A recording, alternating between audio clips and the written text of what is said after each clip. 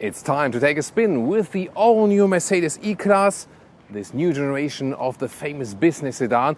Do we even still need an S-Class, or is this just right enough? Here with Thomas and Autogefühl in 4K, full screen, full length. Let's go here with the new front, new headlamp design, a little bit more playful, I would say, around here. Daytime running light integration, also completely new grille. We can see this is here the AMG line with the micro star pattern. The base avant-garde would also look kind of similar, so there's not a big differentiation between the base and the AMG line visually. AMG also features here these more sporty accentuations in the lower part. This color here is called Alpine Grey, a very beautiful one.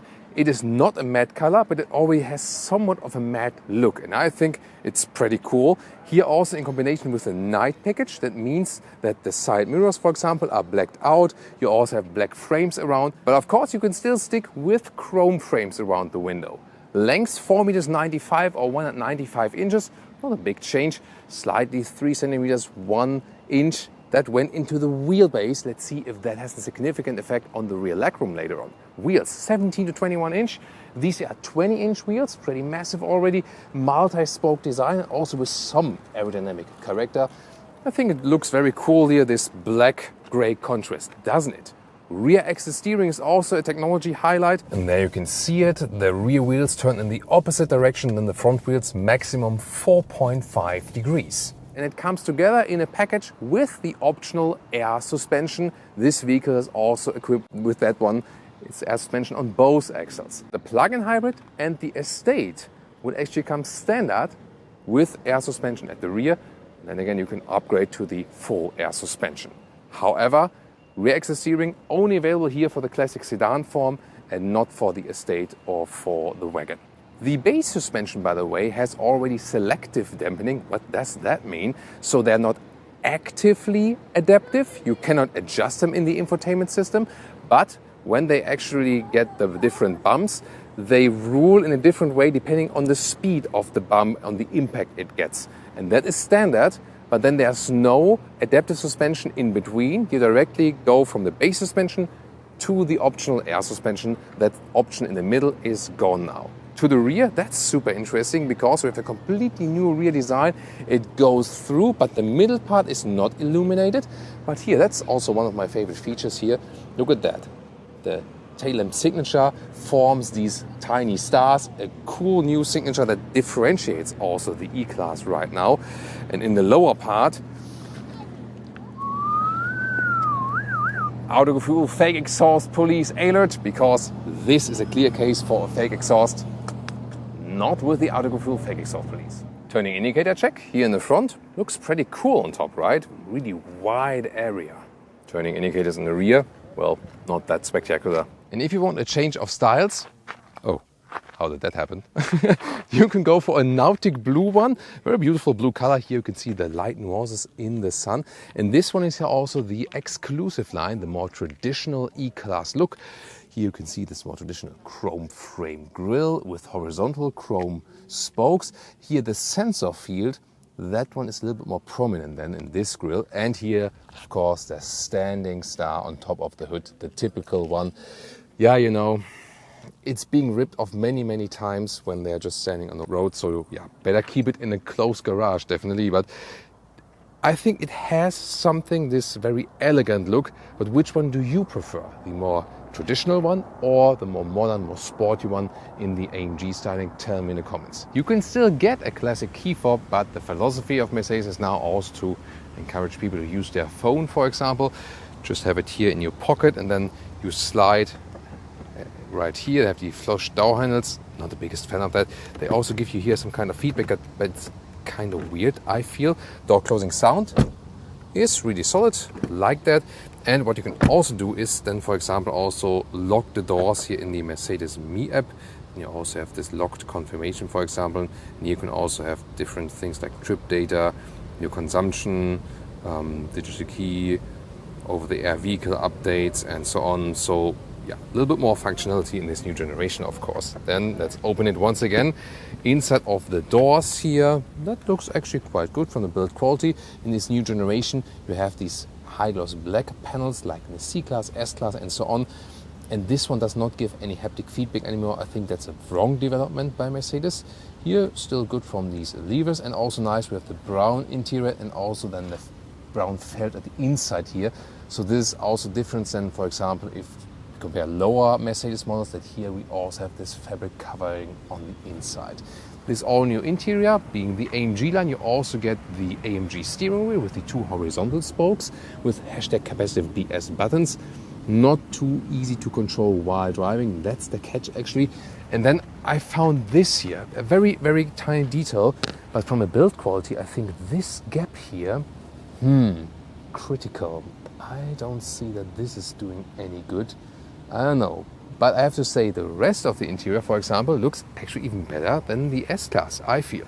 These seats here, optional animal skin equipment, but you can also get the Art Deco man-made leatherette. And that is, of course, more animal-friendly and also less in the CO2 output. And the color would be actually the same. You get brown, black, gray, and so on, beige. And seating comfort here, it's typical E-Class business sedan comfort. Headroom, 189 or 6 for 2. Still leave some headroom, no problem. Although this one here is the panoramic roof. If you are alone in the vehicle and you see this small symbol in the top of the infotainment system, then you can also put the voice commands without saying, hey, Mercedes first. So when you have a co-driver, then they say, hi, we don't know where the voice is coming from. Maybe people are just talking and so on. But when you're alone, then you can use this new function, making the voice control easier. This cockpit layout here with digital instruments, then this super screen, 14.4 inch, not hyper screen because it's not that large. And you can also get this passenger display. Digital instruments also available with 3D effect you can't see on camera, and you can change the whole styling, sport or also full screen map, but that's just for the car internal GPS. And you can also get this head-up display with GPS information. Whoa, wait a minute, what is this? Yeah, that's for the camera app. You don't have to go for that one, you can. There we go. And then you can, for example, take selfies or use that one here for video conference calls. But what do you think? Is that bad for data security? Also think a case of over-engineering. Why would the vent controls be digitalized, that they move after you control them here in the infotainment system?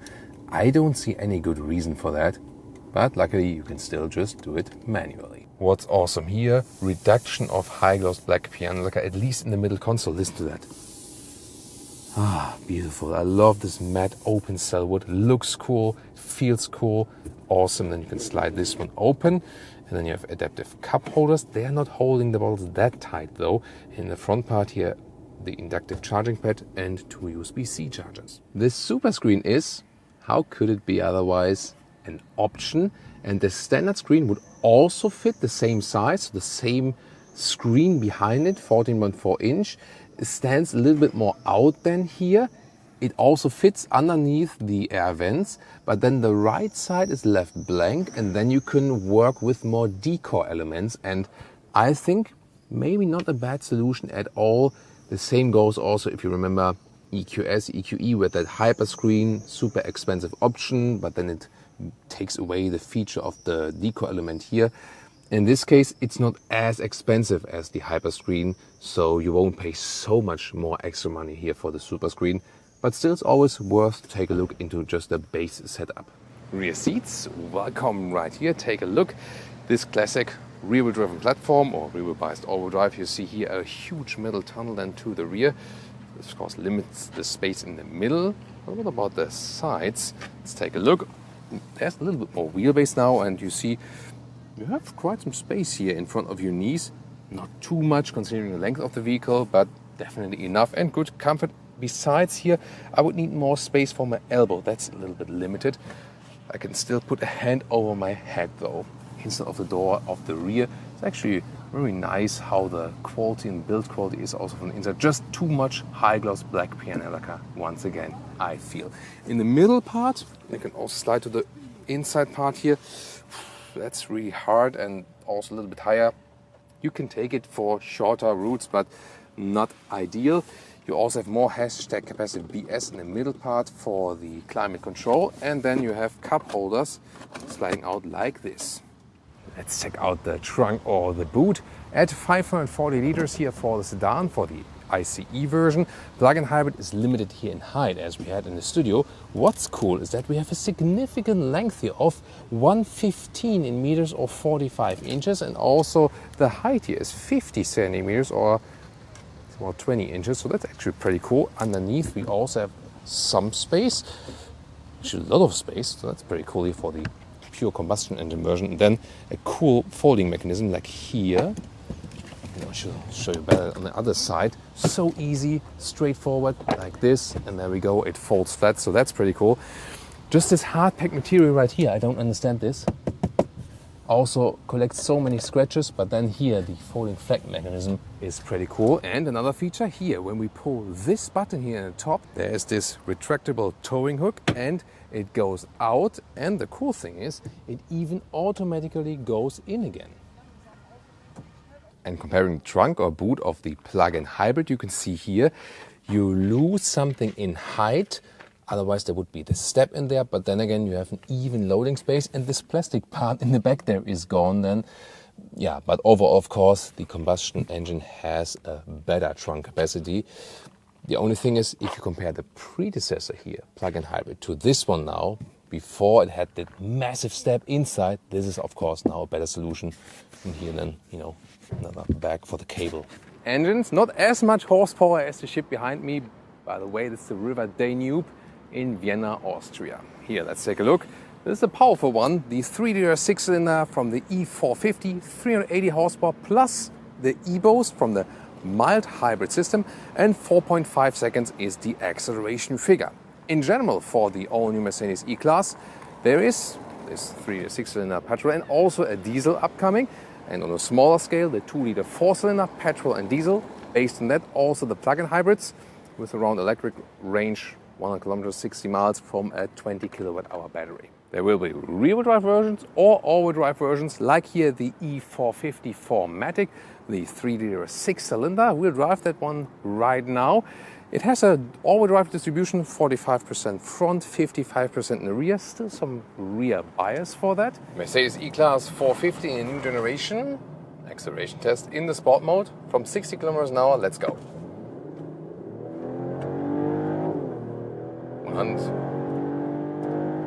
130, well, even a little bit more. Pretty quick, right? So good performance, 380 horsepower plus electric boost from that mild hybrid system. This is also equipped with the air suspension in the sport mode. It's a little bit sportier, but you feel it's classic E-Class here in that faster bend. It's not set on a super stiff note. Let's go here. Motorway, 100 kilometers an hour. One more quick acceleration from 100 to 130. Plop, that's it. So yeah, that is the 6-cylinder power indeed, and it just delivers so well. Slight rear-wheel bias, so when you have the all-wheel drive like we have here today, no matter actually if 4-cylinder or 6-cylinder, you have a distribution 45% in the front, 55% in the rear, so a slight rear-wheel bias here for that all-wheel drive system, but overall pretty balanced. Here on the motorway at 130 kilometers an hour, so like 70, 75 miles per hour. This is what the E-Class is basically meant to be. Just this luxurious experience, this air suspension, like magic carpet ride, you sometimes call it. So when you have an air suspension here, like we have optionally equipped, you really feel that air suspension. And that's also what I would expect actually. Some air suspensions are tuned so stiff nowadays that you really don't feel anymore you have an air suspension. This one does work. Here, by the way, in the GPS, the augmented reality, where you have these flying arrows, and then you know with the camera image where to go. But when you compare previous generation to this generation E-Class here, you still feel that it has these core E-Class values. Not so much tuned to the sporty way, more to the comfortable driving experience, the luxurious driving experience. It feels a little bit more planted on the road. Of course, they have evolved and worked on suspension and all the electronic systems and so on. To me, the best thing they have improved in this generation here is the steering. We've seen it now with some new Mercedes models. it is more precise and you have a better feeling for the vehicle. Here there's no dead zone area. When I do a lane change, it does it so well, and just slight movement is actually needed. I really like that new philosophy of the steering. It is sporty and comfortable at the very same time. So pretty cool, actually. They've also worked on the assistance systems, so they fine-tuned all of them. You have a blind spot monitor, you have like triangles in the side mirrors, you have more elaborated adaptive cruise control, for example. The whole driving experience feels very sophisticated, and as I said, my favorite is the sportier steering, which is at the same time also comfortable. Here in the AMG setup here from design with the two-spoke and so on. Noise insulation, also one of the key things here of the E-Class, has been improved further. So here on 80 kilometers an hour, like 50 miles an hour, wow, it's so super silent, you hear nothing from the outside world. And there we go. Here. So you're supposed to keep your hands on the steering wheel. I just, lifted them a little bit now for demonstration purposes. I had set the cruise control to 80, and then the car was realizing, okay, we would run on this car, or we would, of course, reduce the speed before. So then, when the left lane is free, go to the left lane, hits the turning indicator itself, the car. I mean, that was very impressive here. So a good live demonstration of this new feature, and why not? It adds some more comfort. Before, it was that you had to tip the turning indicator to introduce that to yourself. And there are those jokes out there. Always depends, of course, on the car brands, but often there is this joke that BMW drivers, don't hit the turn indicators. So you can say like, oh, is there also the BMW feature that does the lane change without setting the turning indicator? Yeah, I mean, I'm frequently driving the BMW myself, so probably I shouldn't do that joke. But there are jokes typical about every car brand. Like, there's always the taxi E-Class joke, like, hey, if I want to drive an E-Class, I'll order a taxi. Because especially in Germany, the E-Class has always been the taxi car. Not anymore. Mercedes wants to do luxury experience only, says, forget about taxi drivers, we don't sell them anymore. Toyota and Lexus should do the taxi business. So that's their decision right now. Also interesting, a lot of taxi drivers are furious about that, but they also told me that recent E-Class got less durable, when you compare them to previous ones. We have to see how it is with this generation here. So what we could feel, see, drive, experience-wise, wow, really outstanding. Yes, there is the user interface here, which is not ideal while driving. I like to have more physical input there. Maybe a little bit over-engineered as for the software thing, and also having like always these like the Chinese customers in mind, especially. Yeah, that's the only downside of this vehicle to me. But everything you experience as a driver then, hardware-wise, from the pure facts, from the engineering, is just awesome. And you really have to wonder, does the S-Class really deliver you more in driving? I would actually easily take an E-Class, and I don't see much more benefit now in the S-Class in this generation.